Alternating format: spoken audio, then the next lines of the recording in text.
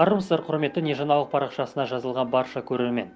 Парламент мәжілісінің депутаты Бақытбек Смағұл Қордайдағы төбелеске не түрткі болды деген сауалға өз жауабын айтты. Оның сөздері abay.kz сайтында басылып шыққан екен. Депутаттың жауабын сіздерге оқып берейін. Қордайдағы төбелеске не түрткі болды? Жұртшылықтың көкейіндегі басты бір сауал осы еді. Барлығы ақсақалды ұрғаннан басталды деген болжам айтылған. Шынында қалай? Қария адамды балалары ауруханаға алып басты жолмен келе жатады. Бүйірден дүнген азаматтар мінген көлік жүйткіген күйі жолға атып шығуға ұмтылады. Бірақ жол жүрісі ережесіне сәйкес олар басты жолмен келе жатқан көлікті өткізіп жіберуі керек. Оның үстіне қазақтар сырқат кісіні дәрігерге жеткізуге асығулы. Осы жерде керіс туады. Сонда бір нойыс дүнген көлікті тепкілеп, оны мемлекеттік нөміріне зақым келтіре бастайды. Бұл зорлығына және бұзақылығына шыдамаған қазақ оны бір ұрады. Жұдырықтасушыларды ажырату үшін арашаға түскен ақсақалға дүнгеннің аяғы тиіп кетеді.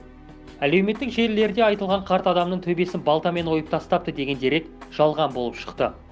Үлкен төбелеске қатысқан қазақтармен және дүнгендермен жан-жақты әңгіме кезінде анықтағаным, көлік айналасындағы кикілжің туралы көпшілік білмейді екен.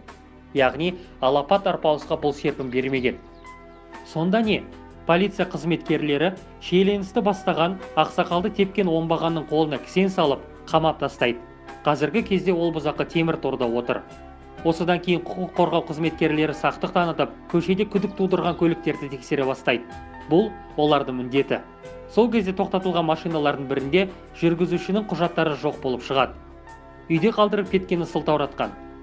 Полицей ізгілік танытып, батыстағыдай бірден қолын қайырмай, үйіне бірге еріп баруды ұсынады.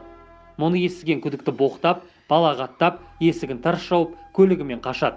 Құқық қорғау органдарының өкілдері соңынан қуып, дүнген ауылындағы аулаға дейін індетіп кіреді. Алдын ала телефонмен ескертіп қойса керек.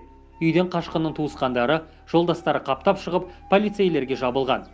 Және полиция қызметкерлерін жабыла ұрып, тепкілеп жатқанын өздері видеоға түсіріп, мақтаныш қылып, әлеуметтік желілерге салады. Міне, дәл осы бейне жазбаны көрген басқа ауылдағы азаматтар ашынып, мынау не басынғаны, қазір құқық қорғау органдарындағы жігіттерімізді сабап жатыр. Ертең бәрімізді басымызды жарама, бұл не деген масқара деп көтерілген. Арты не болды? Жамандыққа арандады. Дүнген ауылдар тарапынан да бұған еш айыбы жоқ қарапайым жандар зардап шекті. Елді бірлікке, ынтымаққа шақыру бізге парыз. Татуластыруға күш салып жатырмыз. Мұсылманның қаны мұсылман жүктемеуі керек. Қылмыста ұлт жоқ. Осыны ұмытпайық ағайын. Сонымен бірге қазақ ел мекендеген барлық ұлыс пен этнос мемлекет құраушы қазақ ұлтының айналасында ұйысуға тиіс. Елден қашқандары мұны қаламайтындар деп білеміз.